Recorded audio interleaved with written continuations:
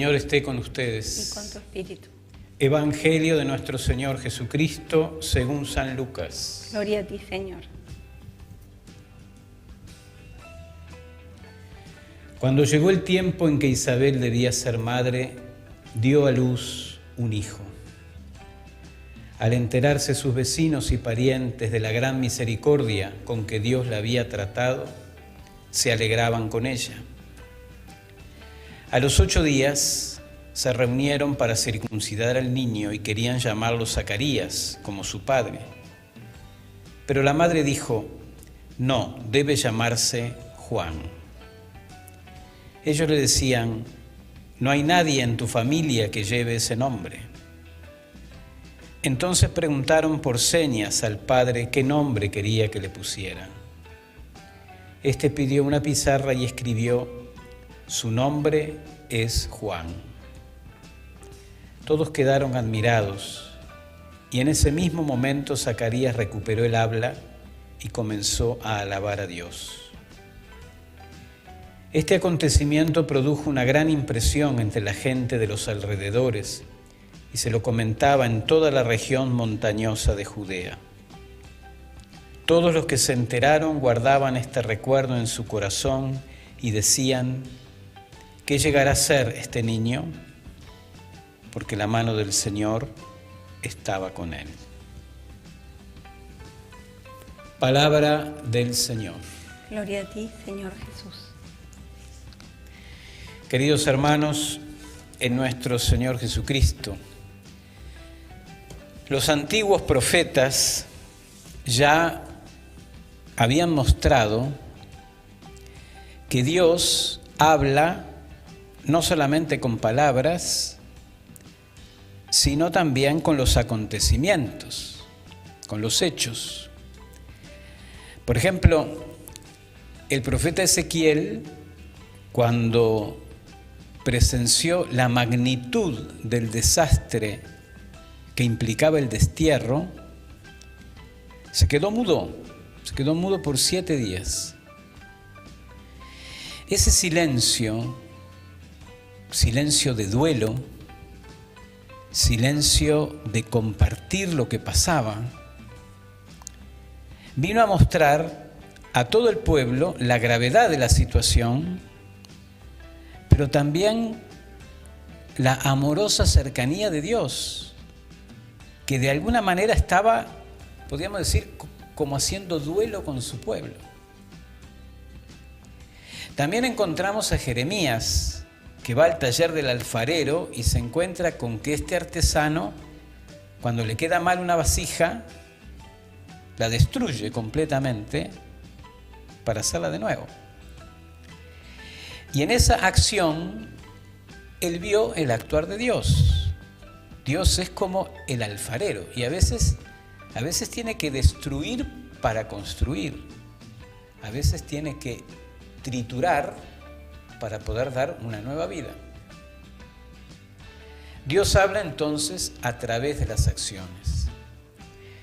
Bueno, ¿por qué digo esto? Porque el Evangelio de hoy nos presenta el nacimiento de Juan Bautista.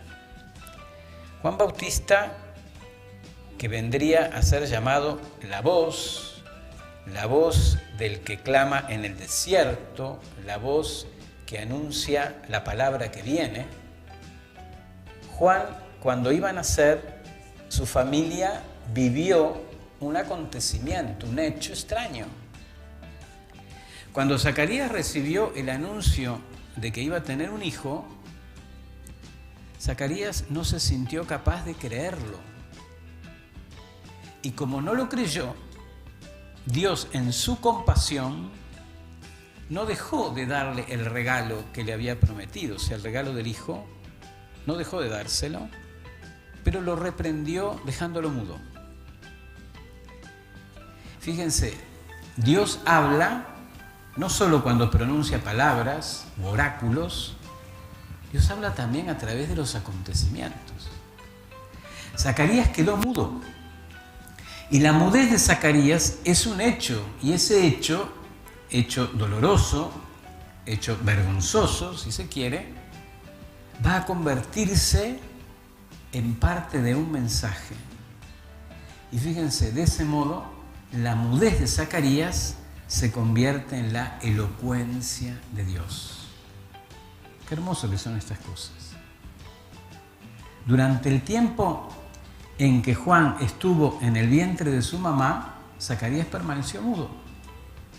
Pero cuando nace su hijo, cuando nace Juan, Zacarías recupera la palabra. Es muy hermoso ver que Juan estaba en silencio en el vientre de su mamá y Zacarías estaba en silencio. ¿En cuál vientre? En el vientre de esa mudez, en esa especie de retiro, medio como obligatorio, retiro en el que tenía que descubrir la obra y la grandeza de Dios. Por un lado, qué importante y qué hermosa esa mudez, ¿verdad? Una mudez que significa entrar en nosotros mismos para ver las obras de Dios, para reflexionar, para descubrir que el Señor siempre ha estado ahí. Pero por otro lado, qué precioso que se rompa esa mudez y que Zacarías eleve su voz cantando las grandezas del Señor. Podríamos decir que Zacarías, al recuperar el habla, se transformó también en mensajero del Señor. Misión que luego su hijo Juan Bautista llevará adelante, allanando el camino del Señor, señalándolo como el Mesías esperado y transformándose así Juan en, con mayúscula, el mensajero. Es por eso que me parece bueno tener presente esa frase con la que comienza esta profecía que escuchábamos en la primera lectura de hoy del profeta Malaquías, allá por el siglo V a.C. La frase es: yo envío a mi mensajero para que prepare el camino delante de mí. Me centro en esta frase de la primera lectura para que hoy todos juntos recemos al Señor. Hoy a las puertas, diríamos, de su nacimiento, recemos con esta pregunta: Señor, ¿quiénes han sido para mí tus mensajeros? ¿A quién me has enviado o me estás enviando? ¿Quién me habla de ti a través de signos o palabras o acontecimientos? Y pedirle en nuestra oración que no estemos ciegos para tomar conciencia y darnos cuenta de esas personas que en nuestra historia de salvación el Señor ha ido poniendo y está poniendo para que nosotros también preparemos sus caminos. Porque esos mensajeros a veces están entre nosotros y no los reconocemos. En ocasiones, vieron, le pedimos al Señor señales y no vemos las que nos envía. A veces lo esperamos en acontecimientos extraordinarios y no lo vemos en lo más sencillo y en lo más cotidiano, como en su encarnación entre nosotros, tan sencillo y pequeño como un niño. Y cuando descubrimos esos mensajeros, cuando entramos en nosotros mismos, cuando entramos en nuestra mudez, como la de Zacarías, y descubrimos a esos mensajeros que Dios nos ha enviado, nos damos cuenta y se nos suelta la lengua como a Zacarías y nos transformamos en mensajeros, en otro Juan el Bautista, para que ayude a otros a encontrarse con el Señor. Nuestras vidas están llamadas, nuestra vocación cristiana consiste en seas laico, casado, soltero, religioso, religiosa, sacerdote, señalar con el dedo dónde está Jesús, dónde se le puede encontrar, dónde quiere nacer entre nosotros. Estamos llamados nosotros a ser mensajeros entre nuestros hermanos, con mucha humildad, con mucha sencillez, pero a la vez con esa valentía y con esa capacidad profética, denunciando toda forma de denigración y de injusticia. Bueno, estando a las puertas de la Navidad, creo que en esta misión de ser mensajeros de Jesús y de alguna manera allanarle el camino, ayudando a otros a encontrarse con Él, debemos comenzar por señalar a ese niño que nace, a ese amor que irrumpe en nuestra historia humana. Vieron que cuando un niño nace, lo dejan dormir, como que tiene que descansar, come y duerme. Ojalá que para poder ser buenos mensajeros hoy en nuestro mundo, no dejemos dormir tan pronto a ese niño en nuestra vida. Porque este es un niño que tiene amor para dar, que tiene poder en sus manos para curar y que tiene mucho para decirnos.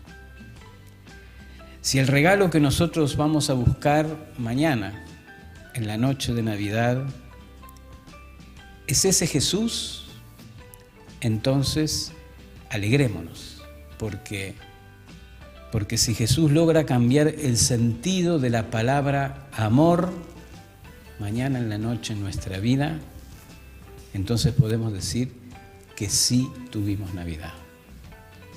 Si Jesús esa noche nos cambia la clave de amor, si Jesús mañana en la noche nos cambia las claves de la alegría, si logra entrar así pequeñito como un niño y llenar nuestra vida de ese amor, quiere decir que tuvimos Navidad.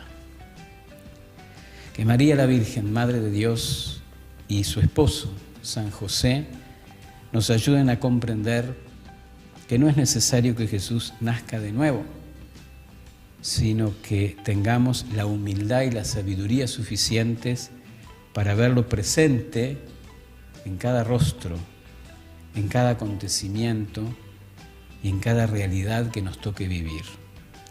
Si esto se cumple, bueno, yo creo que alegrémonos también, porque entonces hemos logrado el mayor cometido del Adviento y que lo hemos dicho varias veces, el de tener un pesebre en el alma. Que así sea.